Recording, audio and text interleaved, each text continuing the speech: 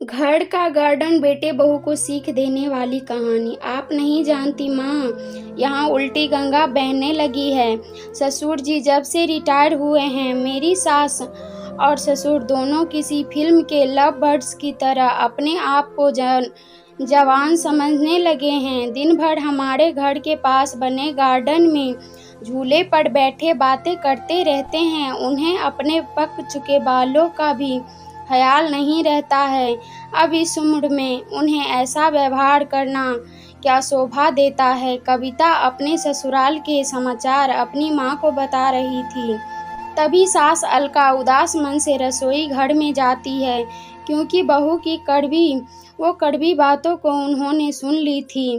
उसकी सभी बातों को नज़रअंदाज कर सास मसाले वाली चाय बना के पहले एक कप बहू को उसके कमरे में देकर दूसरा कप अपने पति सोमनाथ के लिए लेकर जाती है। बहू ये देखती है और अपना मुंह टेढ़ा करती है। सास ने फिर से एक बार उसकी तरफ दुर्लभ किया, और क्योंकि ससुर की निवृत्त होने के बाद यह उनका रोज का ही नित्य क्रम बन गया था। वह अब किसी की भी परवाह किए बिना रोज अपने मर्जी के मुताबिक नए नए कपड़े पहनकर गार्डन में अपने पति के साथ बैठकर अपना ज़्यादातर समय बिताती थी। उन्होंने अपनी पूरी जिंदगी अपने बच्चों के लिए काम करते बिता दी थी, इसीलिए अब बची कुची जिंदगी वह दोनों एक साथ समय बिताकर जीना चाहते थे। आनंद निवास बंगले जैसा 2 मंजिलों का घर पति पत्नी का ये सपना था, और इन्होंने बड़ी मेहनत से इसे पूरा भी किया था। अलका जी के घर के सामने बड़े प्यार से उस गार्डन को बनाया था, और वहाँ पर कई फूलों के पौधे और बेलों उगाई थी। उसके उगाए चंपा, जसवंती, मोगरा, गुलाब ऐसे दर्जनों फूलों की खुशबू से उनका गार्डन हमेशा महकता रहता था। अलग अलग ऋतुओं में अलका जी अलग अलग सब्जियां भी अपने उस गार्डन में उगाया करती। रसोई के लिए धनिया, पुदीना और मेथी उन्हें कभी बाहर से खरीदी नहीं पड़ती थी। इतने सालों तक काम भी भाग दौड़ में सोमनाथ जी कभी भी इस जगह का आनंद ले ही नहीं पाए थे, लेकिन अब उनका पूरा खाली समय इसी जगह पर बीतता था। दरअसल एक और छोटा सा घर वहां बना सके, इसीलिए उन्होंने वह जगह खरीदी थी, लेकिन अब वह संभव नहीं था। अलका जी को अपने बनाए उस गार्डन में एक झूला चाहिए था, जो उन्होंने ला कर दिया था, और अब वही झूला उनको एक दूसरे के साथ ज़्यादा से ज़्यादा सुखमय समय बिताने का जरिया बन गया था। उन्होंने अपने घर में सभी ज़रूरी चीज़ें की, और बाकी ऐशो आराम की चीज़ों की कोई कमी नहीं रखी थी। फिर भी बहू को दोनों का उस झूले पर बैठकर समय बिताना खटकता था। पहले दिन भर उसके साथ रहने वाली सास अब ज़्यादा समय अपने पति को देने लगी थी। अपने सास ससुर को टोंट मारने का एक भी मौका कविता नहीं छोड़ती थी। वह हमेशा अपना दिमाग उसको उस जगह से हटाने के लिए लगाती, और एक बार उसने ऐसा करने के लिए एक षड्यंत्र भी रचा। अजय, तुम्हें नहीं लगता हमें एक बड़ी कार लेनी चाहिए? कविता ने अपने पति से कहा। आइडिया तो अच्छा है, लेकिन कार रखने के लिए जगह कहाँ है हमारे पास? एक ही छोटा सा गैरेज है जहाँ सिर्फ एक कार के लिए जगह है, अजय ने चिंता वाले स्वर में कहा। कौन कहता है जगह नहीं है? वह गार्डन है ना, जहाँ आजकल 2 लव बर्ड्स अपना डेरा जमाए बैठते हैं। कविता ने पति की तरफ तिरछी नज़र करते हुए कहा, आजकल तुम कुछ ज़्यादा नहीं बोलने लगी हो? अजय ने अपनी पत्नी को फटकार लगाते हुए कहा।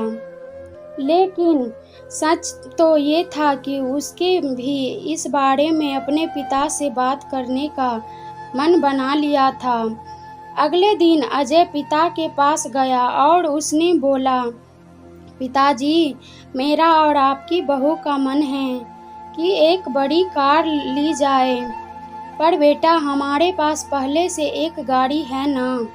दूसरी गाड़ी लेने के बाद हम उसे रखेंगे कहाँ?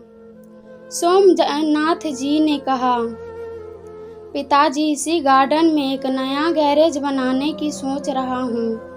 कविता को इस गार्डन की कोई पड़ी नहीं है और माँ भी भला अब और कितने दिनों तक गार्डन का ख्याल रखेगी। इसीलिए अच्छा होगा कि सभी पेड़ पौधों को तोड़कर यहाँ गैरेज बना लिया जाए। अजय ने अपने विचार बताए। दूर खड़ी अलका जी का यह सुनकर जैसे दिल ही बैठ गया। सोमनाथ जी अपना गुस्सा दबाते हुए बोले, मुझे तुम्हारी माँ से पूछना पड़ेगा, मुझे थोड़ा वक्त दो।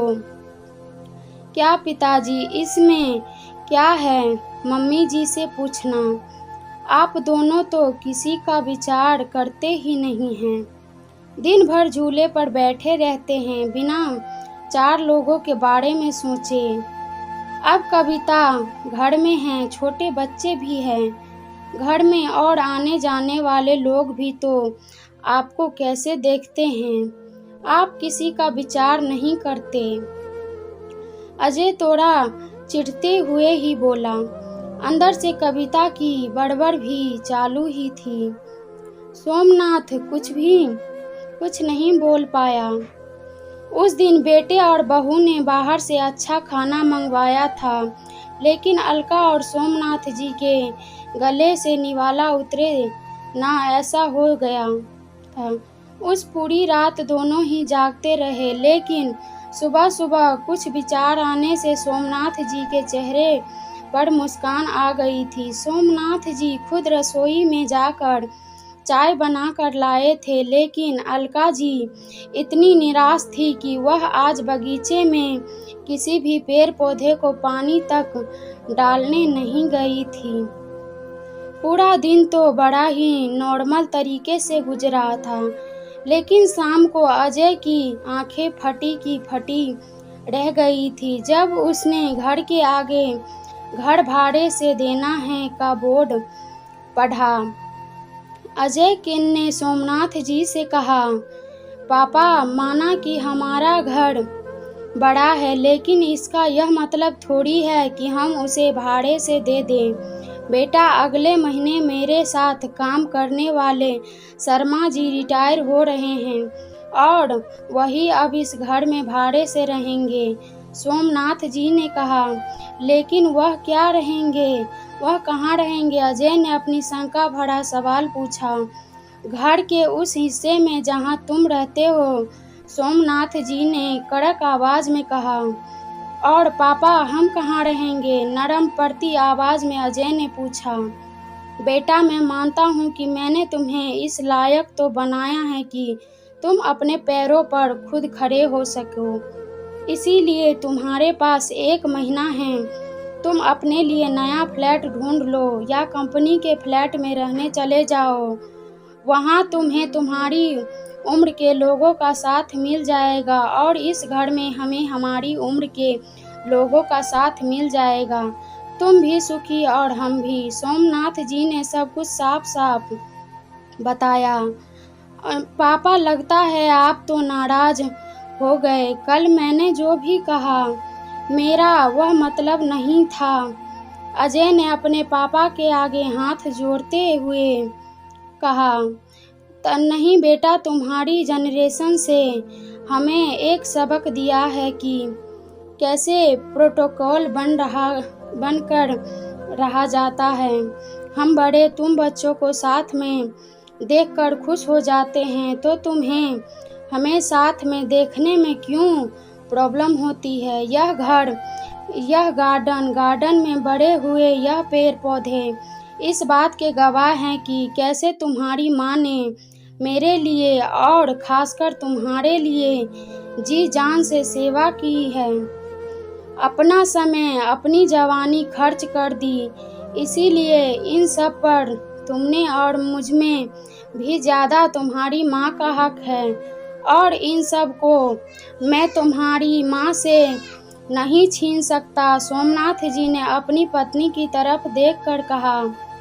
दोस्तों, जाने अनजाने में हम अपने हमेशा यह गलती कर बैठते हैं। हम सोचते हैं कि बड़े बूढ़े हमारे हिसाब से जीवन जिए।